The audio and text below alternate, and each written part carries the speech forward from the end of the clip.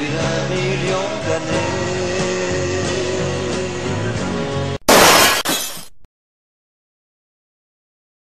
Salut à tous, c'est Moss et bienvenue dans cette vidéo qui, comme son nom l'indique, parlera des cératopsiens. Pour toi, spécimen de base de l'espèce humaine, ce mot barbare ne t'évoque peut-être pas grand-chose, mis à part si tu es parent d'un sale gosse passionné de dinosaures, qui te sort tous les noms de ces bestioles et qu'au fil du temps, vous avez emmagasiné bon gré mal gré que c'était des gros sauriens cons à cornes, mais en réalité c'est tout ça. YOLO, t'en as combien là? Là, à peu près, il y en a 92, mais la liste est pas super complète et elle date de 2010. Et il faut savoir qu'on fait des découvertes sur ce groupe tous les ans, comme en témoigne un des derniers en date, le Wendyceratops américain. Mais pas de panique, je reviendrai plus en détail sur les découvertes des 5 dernières années, puisque cette vidéo sera divisée en plusieurs parties, avec premièrement les caractéristiques communes à ces animaux. Ensuite, on va faire de l'histoire des sciences avec leurs découvertes et leur évolution vis-à-vis de la science et du grand public. Et enfin, on verra leur longue évolution avec la présentation de plusieurs espèces typiques de certains stades d'évolution du groupe. Donc, si vous tombez sur un os fossilisé, comment vous pouvez savoir que cet os appartient à un cératopsien? Aux foutues cornes qui font un mal de chien si tu l'attaques. Non, pas uniquement. Ce qu'il y a de pratique en fait avec ce groupe, c'est qu'on connaît énormément de crânes, fait assez rare chez les animaux fossilisés, pour le souligner, ce qui permet donc de l'identifier facilement avec cette partie de leur anatomie. Donc, selon Wikipédia, Ah, elles sont belles tes sources. toi, attends 2 secondes un petit peu, tu vas voir. Mais qu'est-ce que tu fous? Voilà, donc comme ça on va pouvoir être tranquille pour quelques minutes. Donc je disais qu'un des principaux moyens de voir si l'os que vous avez à vos pieds appartient à un cératopsien est d'avoir un crâne, parce que la caractéristique basique de ces animaux est d'avoir un os unique dans le règne animal qui est l'os rostral, que vous pouvez voir ici sur ce crâne de Triceratops, avec l'os prédentaire, ici sur ce crâne d'Edmontosaurus. Ces deux os forment le fameux bec de perroquet si caractéristique des cératopsiens. On peut aussi noter qu'une caractéristique qui se prononce de plus en plus avec le temps et l'évolution du groupe est la taille grandissante des os jugaux situés sous les yeux et qui vont aboutir chez les néocératopsiens à un crâne triangulaire vu de dessus accentué au maximum avec les cératopsidés qui vont subir une extrême extension des os pariétales et squamosales qui chez l'être humain forment le sommet de la boîte crânienne. Chez nos dinos, ils vont aboutir à la fameuse collerette qui a fait leur réputation de véritable bélier à cornes sauriens. Et enfin, autre petit caractère en plus, présent majoritairement chez les cératopsidés, c'est des dents à double racine. Et? C'est tout ce qui me restait à dire. Ah, On passe à la deuxième partie? ouais, ce serait bien. Bon bah c'est parti, alors on va donc faire de l'histoire des sciences maintenant en voyant les découvertes qui ont été effectuées depuis les premiers membres mis à jour jusqu'à aujourd'hui, fin 2015, avec une rétrospective un petit peu plus poussée sur certains genres des 5 dernières années. Les premiers restes de ce groupe sont découverts en 1857 par Hermann von Meyer. avec Stenopelix valdensis. À l'époque, le terme de cératopsien n'existait même pas, il a fallu quelque temps pour qu'il soit affilié aux dinosaures pachycéphalosauriens, cousins des cératopsiens. Sa classification a été pour le moins chaotique, son lien avec les cératopsiens ne tenant même pas au crâne mais à la structure de ses hanches. Si on avance un peu jusqu'aux années 1870, les découvertes vont rapidement s'enchaîner puisqu'on est en pleine guerre des os, et pour plus d'informations sur ce conflit paléontologique majeur du 19e siècle, je vous laisse le plaisir d'aller voir les 2 vidéos de Motorsport Gigantoraptor sur le sujet. En 1872, Edward Ringer Cope décrit un dinosaure au physique différent de d'habitude lors de fouilles dans le Wyoming et le nomme Agatomas sylvestris, comprenez par là le grand prodige de la forêt. J'ai limite envie de dire qu'il en a trop pris, mais sinon on va me dire que je plagie SLG. Il est aujourd'hui considéré comme un nomen dubium, mais aura servi de spécimen type pour ce que Cope aura nommé la famille des Agatomidés, qui est l'équivalent de la famille des Ceratopsidés. Sauf que vu que pendant la guerre des os, il fallait faire le plus de découvertes possible, dès qu'on pouvait nommer une nouvelle famille ou une nouvelle espèce sur une simple petite différence anatomique comme une côte en moins ou une corne qui part de traviole.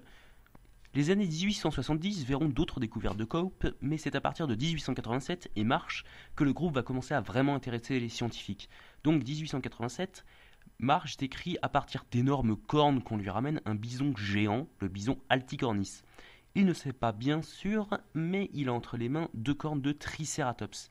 L'année qui suit, c'est Ceratops qui vient grossir le rang des dinosaures et va devenir le genre type des cératopsiens malgré le fait qu'aujourd'hui, il n'ait que très peu de valeur scientifique. Par la suite, Marsh va faire un peu n'importe quoi avec les espèces de Triceratops. Voilà.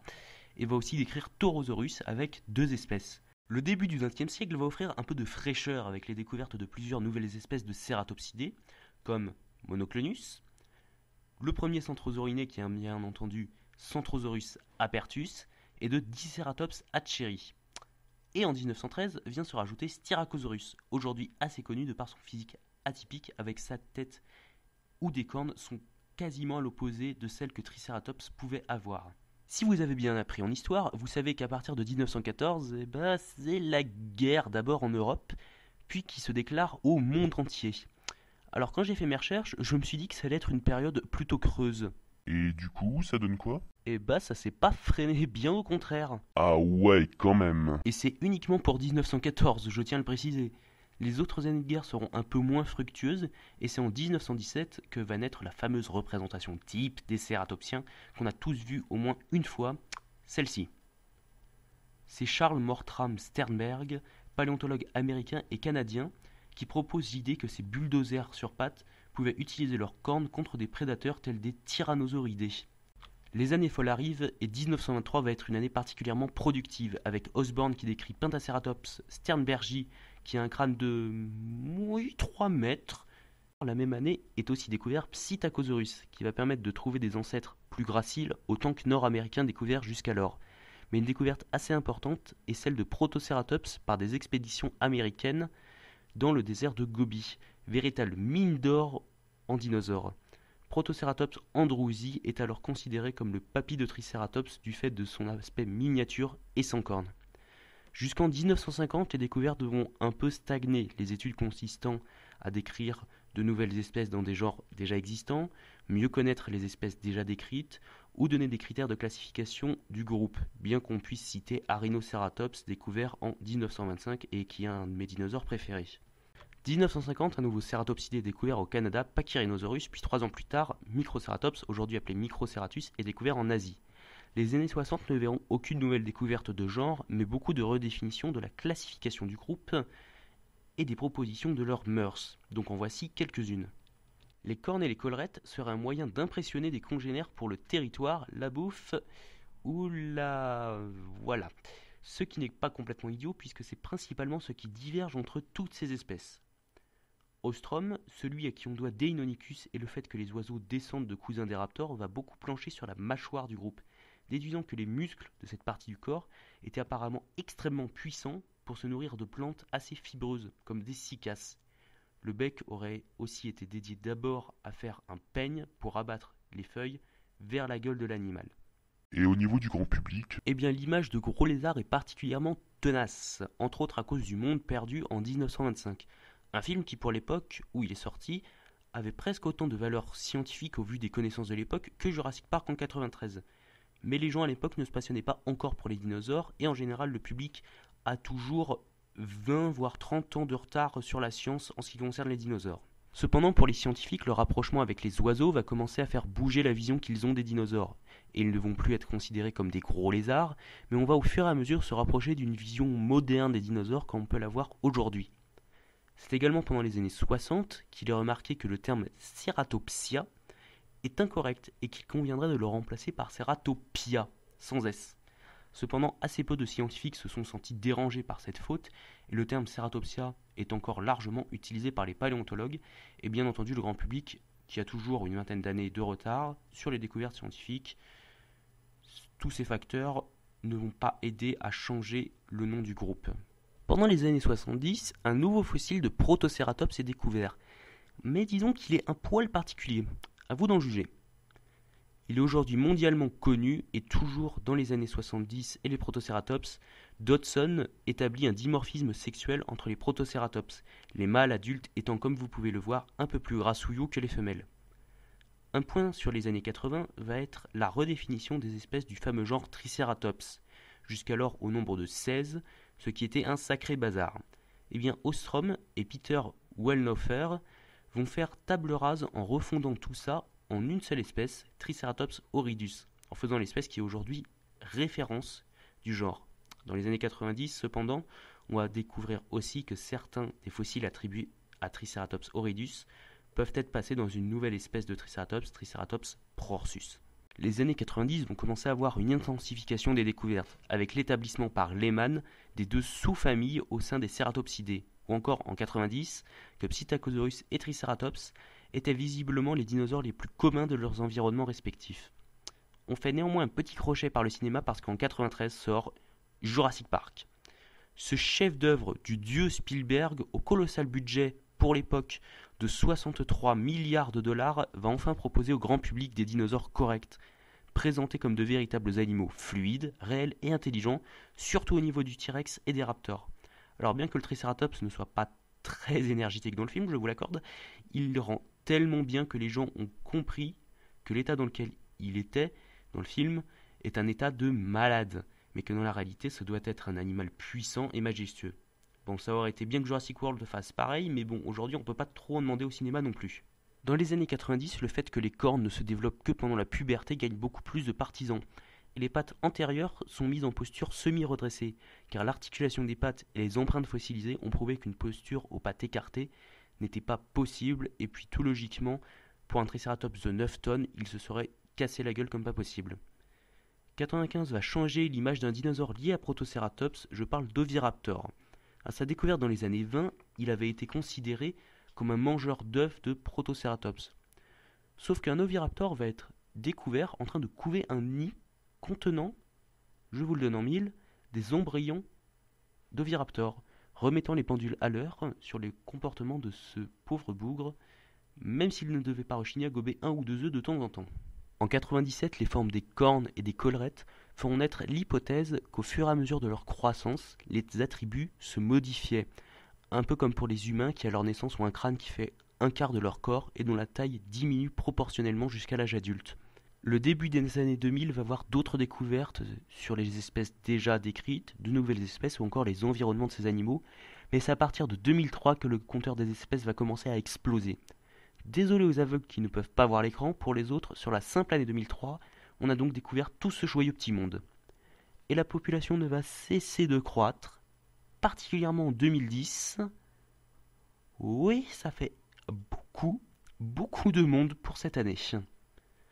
Mais restons en 2010, histoire de s'attarder sur quelques découvertes, avec en premier de la liste HK-Ceratops.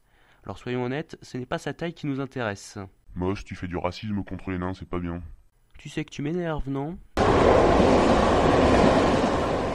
Ce qui est vraiment énorme avec cette peluche fossilisée, c'est que tous ses contemporains, tout du moins la très grande majorité, ont été découverts soit chez nos amis aux yeux bridés, soit sur le continent des armes à feu, alors que HK-Ceratops est lui hongrois de nationalité. Pour ceux qui ont autant de compétences en géographie que le taux de tolérance aux étrangers d'un partisan de l'extrême droite, la Hongrie, ça se trouve là. Pour varier tout en étant en 2010, on va parler brièvement de Cosmoceratops, rendu célèbre par ses franges sur sa collerette, chose qui devait pas mal impressionner des rivaux, qu'ils soient de son espèce ou prédateurs. Le nom dérive des termes grecs cosmos, kéras et tops, traduisés par là, visage à cornes ornementées. Alors on critique Triceratops parce que son nom veut dire face à 3 cornes, mais là, laissez-moi vous dire que c'est pas mieux. 2011, plusieurs nouveaux genres sont mis à jour, mais j'ai un petit faible pour Coreaceratops, qui, comme son nom l'indique, nous vient de Oppan Gangnam Style. En plus d'être le premier dinosaure cératopsien de Corée du Sud, ce qui attire vraiment l'attention sur cet animal, c'est la taille assez impressionnante d'épines caudales qui devaient probablement soutenir une sorte de palme, comme on peut en avoir sur la queue de certains tétrapodes bassaux, ce qui a suggéré l'idée qu'il était un cératopsien aquatique. Alors honnêtement, j'aimerais bien savoir si l'évolution a fait pareil que pour les baleines, pour les descendants de Cosmoceratops, parce que une baleine à 3 cornes t'évite de l'embêter sous peine de finir en viande à kebab. 2012, il y en a un qui m'a fait beaucoup rire la première fois que je l'ai vu et qui s'appelle Unescoceratops. Si je me base sur le site de l'UNESCO, cette autre peluche à écailles provient du Monumental Dinosaur Provincial Park qui a été décrit par David Evans et Michael Ryan, qui l'ont nommé ainsi pour faire un gros clin d'œil aux efforts de l'UNESCO dans la préservation des sites paléontologiques aux 4 coins du globe. Aux 4 coins du globe. Ces mots ne veulent absolument rien dire. 2013, la fin du monde n'a pas eu lieu et c'est donc cette année-là que Nasutoceratops vient officiellement rejoindre le groupe qui commençait à être déjà bien complété. Son crâne diffère un peu du reste de ses cousins, par la taille assez impressionnante des naseaux, et par aussi des cornes pointant vers l'avant et non vers l'avant comme chez Triceratops ou Chasmosaurus, qui devaient plus servir à intimider qu'à embrocher un adversaire. On peut aussi s'imaginer qu'avec ses narines démesurées, c'est une hypothèse personnelle, il devait être particulièrement doué pour sentir des prédateurs à plusieurs kilomètres à la ronde, et comme je l'ai dit, c'est une hypothèse perso. Si on rajoute un an de plus, on tombe sur Achiops, minuscule bébête qui a quand même son importance puisqu'elle a été datée de plus de 100 millions d'années, exactement 108 millions d'années, et qu'il est américain. Vous voyez pas son intérêt? C'est que tout simplement le plus ancien cératopsien nord-américain ne datait jusque-là que de 20 millions d'années plus tard. Étant donné sa ressemblance avec les cératopsiens asiatiques, il a été supposé qu'il y a eu un phénomène de migration entre l'Asie et les USA, ce qui expliquerait ces ressemblances. Et enfin 2015, avec au moment où j'enregistre la vidéo, la plus récente description à cornes des dinosaures, Wendiceratops pinornensis. Avec des dimensions assez respectables, son physique ne variant de celui de ses cousins que par des cornes propres à cette espèce. Surtout la corne nasale très allongée, assez inédite. L'animal vivait vers le milieu fin du Crétacé supérieur, comme beaucoup d'autres de ses contemporains, et cela se ressent dans les archives fossiles qui pour la fin du Crétacé nord-américain sont déjà pleines à craquer. Et depuis les années 90 et Jurassic Park, le grand public a un peu changé ou pas concernant les dinosaures? Eh bien non, j'en ai absolument pas l'impression.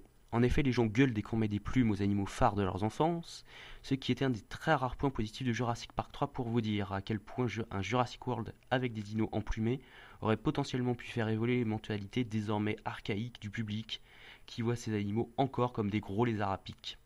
Voilà donc fin de cet historique de 3000 ans qui n'était pas super détaillé, je vous l'accorde, mais qui avait pour but de vous donner un historique assez complet d'année en année, des découvertes effectuées sur ce groupe de dinosaures, et je remercie les gens encore là parce que la vidéo est loin d'être encore achevée, puisqu'on va désormais se pencher sur leur évolution, de leur apparition à la mort du groupe, et on va juste les replacer rapidement dans l'évolution des dinosaures pour que vous voyez un peu les liens de parenté qu'ils ont avec le reste de leurs cousins, puis quand on parlera réellement des cératopsiens, on prendra quelques espèces types, pour vous donner un ordre d'idée, 4 espèces types, pour retracer leur évolution.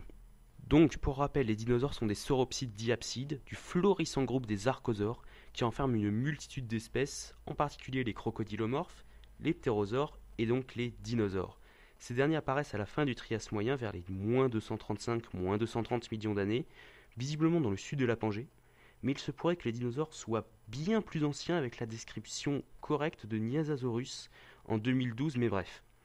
Ces animaux, alors rares, vont se diversifier puis devenir les maîtres du monde terrestre à la suite des événements de la crise Permien-Trias. Et pour plus d'informations dessus, les vidéos d'Alexis Rastier sauront vous éclairer. L'une des deux sous-divisions du groupe, les ornithischiens, est principalement composée de végétariens au bassin orienté vers l'arrière, qui ne vont pas avoir des rôles très importants et flagrants dans les écosystèmes du Jurassique, ce qui va néanmoins leur permettre de se prendre des places assez basales dans la chaîne alimentaire et donc de donner naissance à de très nombreuses petites espèces qui vont leur assurer une diversification rapide en thyréophores, ornithopodes et marginocéphales. Ce sont ces derniers, équipés d'une saillie osseuse à l'arrière du crâne, qui vont nous intéresser, puisque dans les deux ordres qui composent le groupe se trouvent les pachycéphalosauriens et bien entendu les cératopsiens. On se trouve alors vers la fin du Jurassique, vers moins 160 millions d'années. En Asie, les dinosaures sont en plein boom évolutif, avec de nombreuses formes typiques du Jurassique, et avec les premiers tyrannosauridés, et enfin, le plus ancien cératopsien recensé jusqu'à maintenant, Yinglong Daunsi. Mesurant un bon mètre de long et bipède, c'est pourtant bien lui, ce dragon caché. Pour ceux qui ne l'avaient pas compris, ce nom vient de sa taille et du fait qu'en Chine on appelle un peu tous les dinosaures des dragons. Qui est l'ancêtre des bulldozers de plusieurs tonnes du Crétacé supérieur. L'espèce est connue par un spécimen assez complet, au crâne bien conservé, découverte type dans ce groupe, ce qui est assez rare comme je l'avais dit au début de la vidéo, puisqu'en général ce sont les dents et leur émail qui font office de survival dans la fossilisation. Pour finir, sur le crâne, il avait des caractéristiques communes aux pachycéphalosauriens et aux hétérodontosauridés, en général considérés comme des membres de base du clade des ornithischiens, ce qui pourrait donc amener à mon sens à des reformatations possibles de la classification de nos bébêtes préférées. Si on continue un peu, on rentre dans le Crétacé qui est synonyme d'une légère baisse de température et qui va modifier la végétation et donc modifier les dinosaures dominants. et les ornithischiens vont finir par prendre le pouvoir sur les sauropodes, et les cératopsiens vont donc commencer à bien se diversifier, mais toujours sur le continent asiatique, avec vers moins 125 millions d'années, un genre majeur qu'est Psittacosaurus. Avec ses environ 100 ans en compteur, il est assez connu des paléontologues, et depuis quelques années, on pense qu'il était pourvu de fibres creux sur la queue ressemblant à des protoplumes. Apparemment, c'était un bon parent, puisque suite à un gros pétage de câble d'un volcan, un adulte a été conservé en train de couver une quarantaine de petits Psittacosaurus. Parce que oui les mecs, dinosaure n'est pas synonyme de tas d'écailles débiles et moches, ça pouvait être aussi à ses heures mignon. Malgré leurs 2 mètres de long, les parents Psittacosaurus pouvaient n'être pas assez grands ou vigilants pour protéger tous leurs gosses, puisqu'on a découvert un spécimen de Rhepenomammus, mammifère triconodonte de la taille d'un blaireau, amateur de viande, contenant un bébé Psittacosaurus au niveau de son estomac, ce qui prouve qu'une fois de plus, que les mammifères n'ont pas été, durant les 160 millions d'années du règne des dinosaures, martyrisés par leurs cousins sauriens. Attention, à partir de ce moment de la vidéo, le son a des risques de changer. En effet, j'ai dû enregistrer cette vidéo sur 2 ordinateurs différents. Veuillez m'en excuser par avance. Pour faire un petit détour par l'environnement de ces cératopsiens bipèdes, à l'époque, la Chine est une région percée par de nombreux volcans, qui avec toutes les cendres que les volcans crachaient, permettaient la pousse de nombreuses forêts où la vie était florissante entre dinosaures, oiseaux, mammifères, plantes et en particulier dans les plantes, les premières plantes à fleurs, tout ce beau monde ayant été conservé par les dépôts de cendres. Il s'agissait de forêts tempérées assez humides dans lesquelles les cératopsiens étaient des animaux de petite taille dont la tête commençait déjà à préfigurer leurs futurs cousins tels que Triceratops. Bon ok, la ressemblance est pas flagrante, mais regardez, on a un os rostral déjà bien développé, qui ressemble à un bec de perroquet. Au niveau des joues, de petites pointes sont en train de percer, et la partie osseuse qui entoure les yeux est en train de se développer. Vous voyez mieux le lien maintenant ? Avant de passer à des époques plus récentes, je vais juste vous faire un petit récapitulatif de ce qu'on a dit sur Yinglong et Psittacosaurus. Et on refera pareil à chaque stade de l'évolution du groupe que je vous présenterai, comme annoncé dans l'intro de la vidéo qui est déjà fort loin. Yinglong, 1,2 m de long, pas de bec très prononcé mais il a quand même un os rostral. C'est un rapide bipède qui vit en milieu forestier ou broussailleux. Il devait être dans les bases animales de son écosystème et il vivait il y a moins 160 millions d'années vers la fin du Jurassique. Psittacosaurus, il mesure dans les 2 mètres de long et se situe vers la branche des néocératopsiens. Son crâne avait un bec assez prononcé, des excroissances osseuses sur les joues et un développement osseux vers les yeux. Il était visiblement bipède, ses pattes arrière étant très mobiles et se terminant par des doigts griffus, chose qui indique que ces animaux devaient gratter le sol des forêts tempérées ou des brousses où ils vivaient à la recherche de plantes digérées à l'aide de gastrolites, donc on peut suggérer qu'ils n'avaient pas de suc gastrique très puissant et que leurs dents n'étaient pas des plus efficaces. Ils avaient des sortes de protoplumes et étaient assez sociables si l'on envisage que le squelette de tout à l'heure couvait ces petits. Leur taille devait leur permettre de se faire un poil moins boulotté que Yinglong, mais ils devaient toujours être des proies de choix. On est alors vers moins 125 millions d'années au Crétacé inférieur, sur le continent asiatique toujours.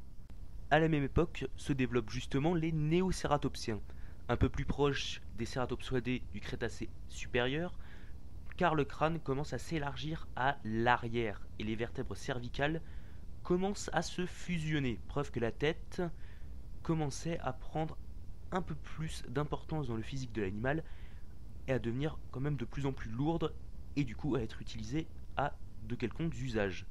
Cependant, sur le reste du physique, on est assez proche des Psittacosauridés, mais certains membres ont apparemment tenté la sortie du continent asiatique, comme Achiops, qu'on a pu voir tout à l'heure.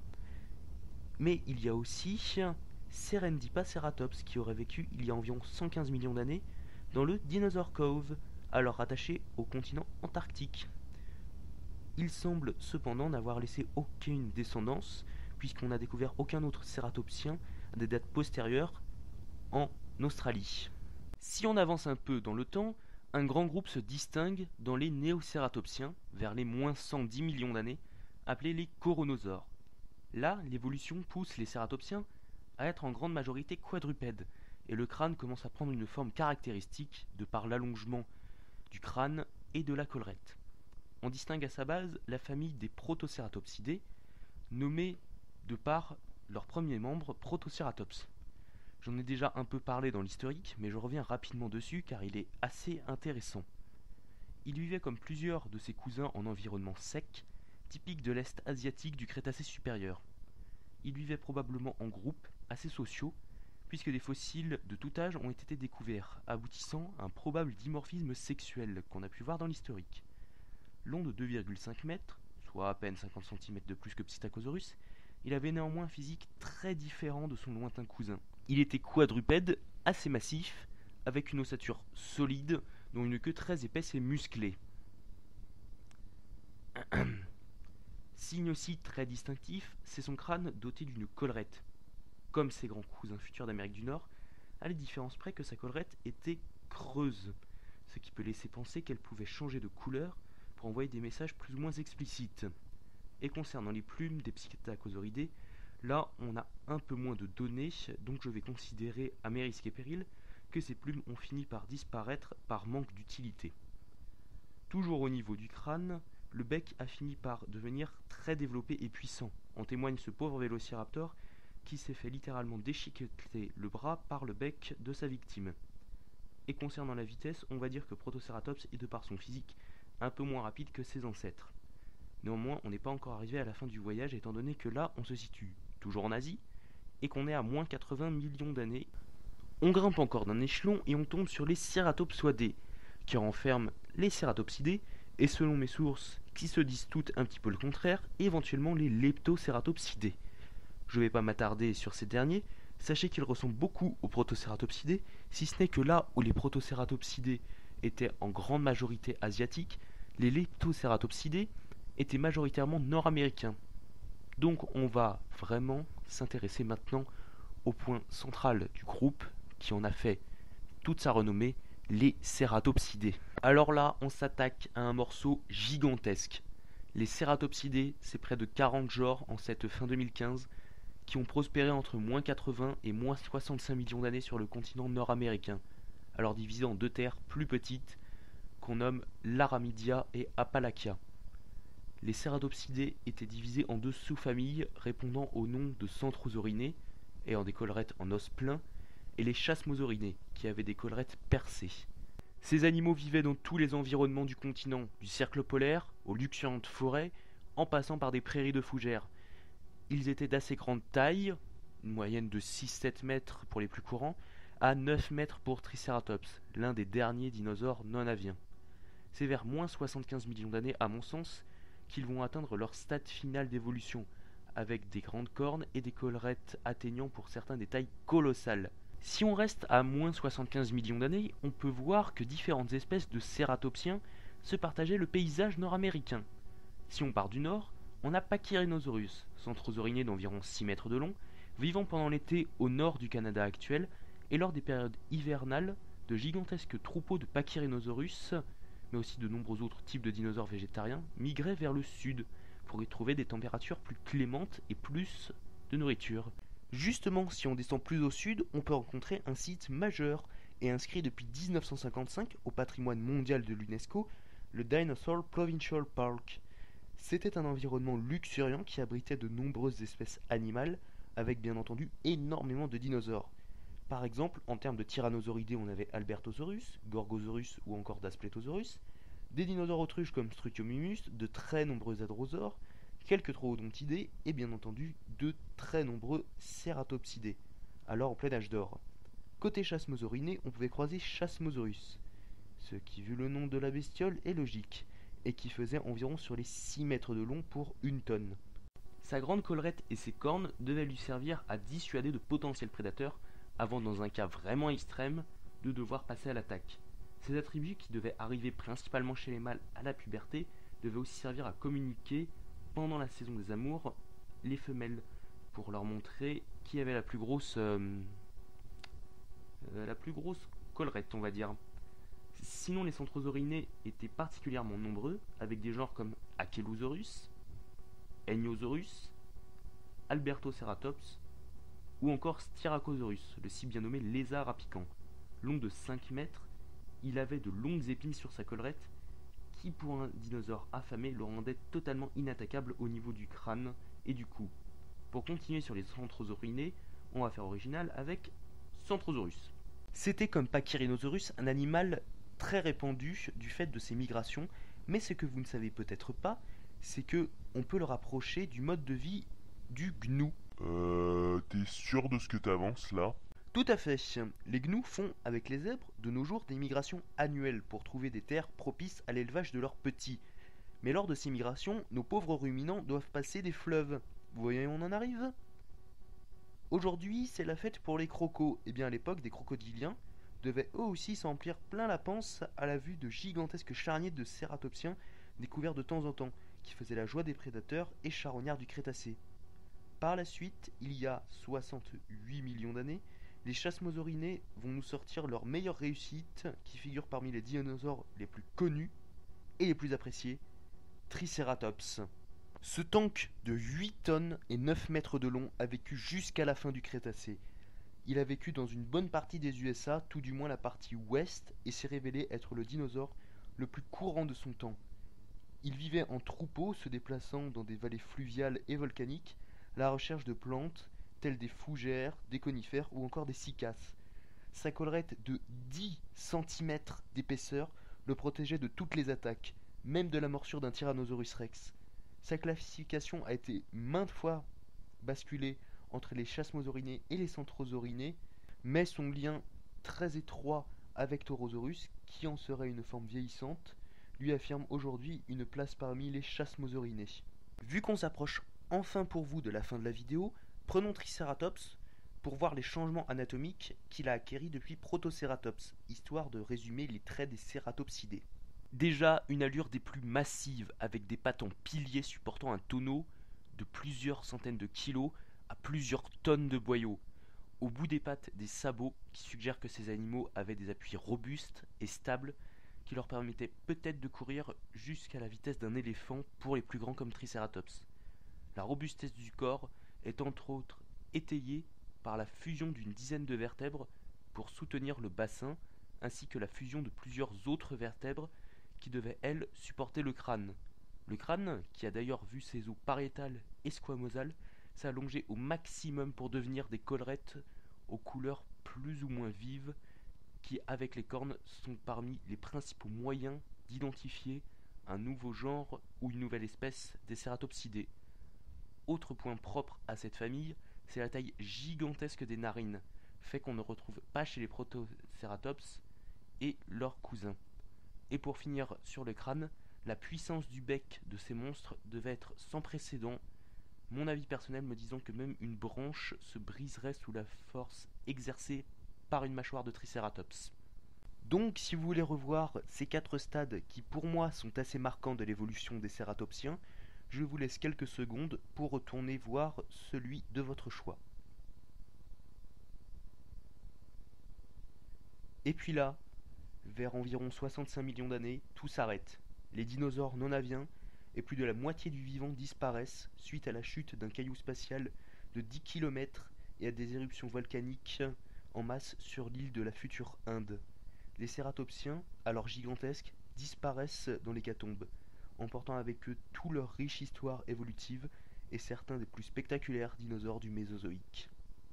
Voilà, donc cette vidéo est à présent terminée. Merci à ceux qui sont encore là et qui ont regardé la vidéo jusqu'au bout. Franchement, vous déchirez. Si vous allez voir dans la description les sources, vous risquez d'être déçus en voyant tous les liens Wikipédia, mais désolé, la réalisation de cet épisode a été relativement chaotique et j'ai dû faire avec ce que j'avais. Néanmoins, si vous avez constaté des erreurs, n'hésitez pas à me les mettre en commentaire, comme ça je pourrai, si possible, rectifier les sources et au moins éviter que d'autres personnes tombent dans le panneau de mes conneries.